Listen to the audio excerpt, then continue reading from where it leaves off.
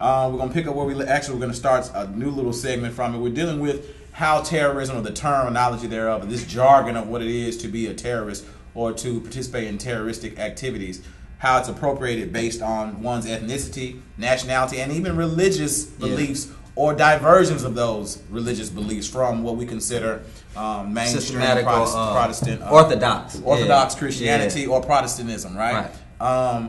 We're going to jump right into it, and I don't really want to call... I hope we don't call the names out because they're alleged even to this point. So I don't want to put any names on this just yet. In terms of the whole way the narrative has been framed, right, which is super suspicious to me. And make sure you expound upon the notion of the reason why we should be a little bit suspicious of our government and central intelligence agencies' framing of stories and narratives. So they start off as possible suspects, right? Yeah. And which makes sense because in the American ethos, it was suspects first, and then it's not them.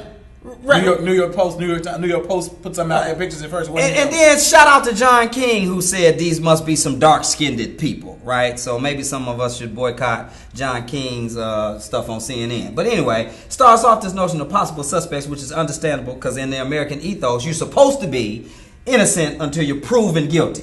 So just because they allege that you did something, even if it's as heinous as dropping a bomb at a marathon, killing innocent people, you're still a possible suspect. Now, you go from being possible suspects into terrorists. I mean, shoot out definite terrorists, right? Connected to all kind of people from Russia, Chechnya, all kind of cells. You've been trained out, all this other stuff. How does the narrative shift like that? And what's the difference? Why did they have to be something other than American? I think one of the funny things about it is, what's intriguing about the whole situation is they were on the FBI and CIA's watch list.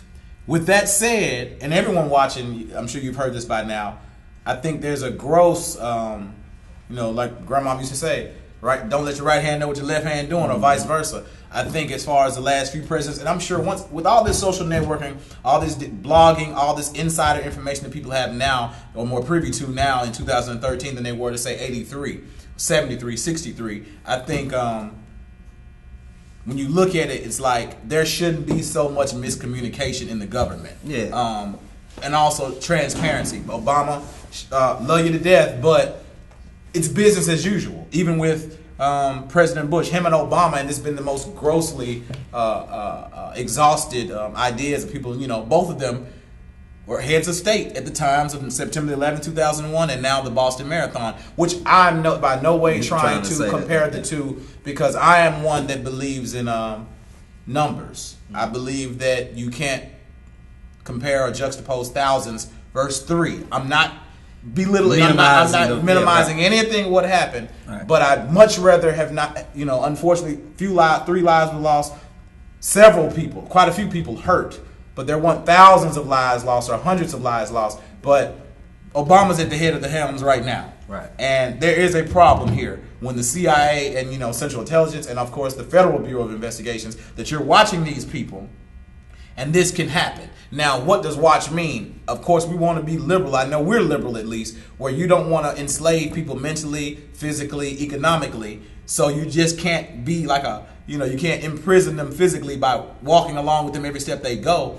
But if someone's on the watch list, that to me deems them worthy of constant surveillance if we're really fighting terror in the United States. But these young men have not, rest in peace to the one that's passed, because his family is still hurting. His mother said some things in her interview that were striking, as far as she's willing to die. She doesn't care if they kill her youngest son. Her oldest son has died. She's willing to die. She believes it was a frame up, right. Just like the father does. Because what she's saying is, if they were on this watch list, how would this even happen? How would it be them? How would they be able to do it? But then it goes back to what we were talking about. And what I'm trying to get at the point is, how come this just couldn't be some discontent immigrants that were discontent with not being able to find they didn't? actualized that American dream and said, fuck it, I'm finna blow some shit up. How come it couldn't be that? Why does it have to be terror? Because we're trying to define terror. You mentioned earlier that terror is anything that's rebellious to the mainstream or majority's ideological system or beliefs. Right. Okay? From their vantage point. From their vantage point. They would label that terrorist. Yes. So, and let me just chime, because that's... But I don't think it's a nationalistic thing yet, because we don't know what are they connected to, what were their motivations. But in terms of the people who are speaking and framing the story,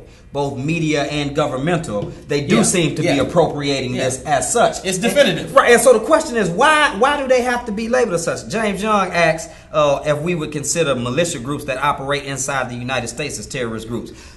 Professor Joyner and I may not appropriate it as such, but what we're trying to say in terms of how we're analyzing the Boston Massacre is... I don't want to call it the Boston Massacre because that brings up other historical references. But the bombing of the Boston Marathon, the way that it is being framed is that any group, as G just said, any group that operates outside of the support and sustainment of the policies and legislations, no matter how oppressive and violent they may be at their core, then all of a sudden they are labeled as terrorists. Especially when they are people of color. Especially when they are people of color, they're automatically connected to something. I'm still suspicious about this whole terror watch list, right? Yeah. So you got a watch list, which means at any given moment you have a list of information that you can pull somebody's record and build a large case against them. That it was them who did whatever it was. Yeah. They don't even have to have been there. Yeah. But you got such an exhaustive, if you have been surveilling them, then you got such an exhaustive list of information as to what they do, what their beliefs are, and then they're labeled terrorists even before whatever action or activity takes place. So it's easy. So I can understand his mother saying, hey, they've been framed. Look, they were right there on the watch list. Just easy targets. Yeah. You know what I'm saying? And when the and one's dead and one is mute, apparently. Yeah, and when there's such... Inadvertently or inadvertently. And when innocent blood is shed, then there is such public pressure to come up with answers quickly, right? So, and even this week, the brother who was accused of sending the ricin-based letters to the press. Now, no explanation as to how in the world the FBI arrested the wrong person. No information. The Elvis impersonator, and he got off. Intriguing. Right. You see what I'm saying? That's what's down his house. And so, I mean, we can go back. And I'm not, let me be clear. I'm not trying to support all conspiracy theories. I'm not here trying to say that, you know, the government was responsible for 9/11 or some of those other things. But there are real, documented, researchable instances where our government has done some very scandalous stuff. From the Tuskegee experiment to COINTELPRO to African American slavery. I was just about to say to the whole association with the transatlantic slave trade, segregation, and so go on. When are we going to start appropriating redlining, real estate? The whole housing market crash. I mean, we're involved in this stuff, but we don't seem to be readily able to appropriate the same terroristic types of things to things that we do. And my concern is this. Or at least Americans, because outside of Timothy McVeigh and David Koresh, who were Americans, we can easily throw that label on. Well, in fact, they normally call you a domestic terrorist, like when you're a Black Panther or something like that. They'll throw domestic terrorists, right? But it was easy for these guys because they were, I guess it was Chechen. They were immigrants. So I'm wondering, first of all, how do you get on that watch list? It's intriguing. Like, they're not saying much. And I think... About the criteria, right? Like in the 11 and a half, almost 12 years since 9/11, I think media, social media, and media in general has progressed. It's almost 20 years, right? You're looking at 12, 13 years. And we want those answers quick to put the masses at ease. Yes. Because this was way too quick. We haven't heard a word uttered from anyone, and that they're already painting... You know, visually you can always do this. Why the media is so powerful. Visually, you're painting the the wife of one of the murdered boys. She's got her burqa on, so they got to be of Muslim belief, even though they're not of the normal. Normally, we would think of North Africans and Middle Easterns being that ethnic group being and Muslims. Every Islamic brother and sister has to be an extremist now. Yes, and the mother seems like, well, she's talking extreme. Have you heard the rhetoric? I heard Glenn Beck, and I was listening to locally. I was listening to. This morning, I'm not even going to say who it is. I don't want to give you all no publicity. But they were saying, can you believe the mother said that? Wow, her son could die? Well, she's assuming she can't see her second son. Yeah. The first one's dead. This one's incapacitated, has been shot up. There was blood. I don't know. Some people saying neck, but he's not speaking. So what she's saying is, she's in essence, I'm ready to die, not necessarily for whatever cause you're perpetuating upon our sons, but because you all don't care. There's no jurisprudence here. We don't know anything. All we know, there was some bombings and a black backpack. We don't have any motive. No motive yet, because the people with the motive, you all haven't said what you found in their homes. All you are telling us, they're terrorists. That's all we know. And one of the most ironic things ever, if you talk about poetic justice, if you will, for us to be moving away as Americans from violent acts, I mean, that's the most ironic thing in the world. I mean, violence has been as American as apple pie for the last 400 years, right? So now, whenever somebody perpetuates a violent act, more often than not, when we are at odds with another country or another group or something like that, and I say this as a proud American who wants his country to do a lot better. So whenever we're at odds with somebody, what is our response? Yeah. A bomb, right? Load them up. You know what I'm saying? And so, it's time to load up the thing. So why come it cannot be an American response?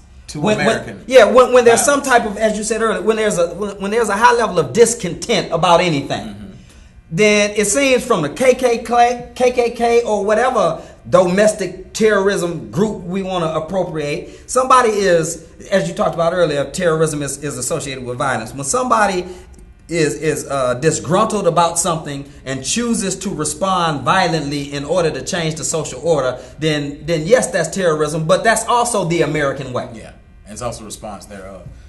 Well, stay tuned. We right back 2 and 2. The pastor and Ain't the nothing to professor. play with. You hear real talk, real action, real righteous. Please call the fire department. They down here marching for freedom. Burn down their TVs, turn their TVs on. The teacher man. Move from all my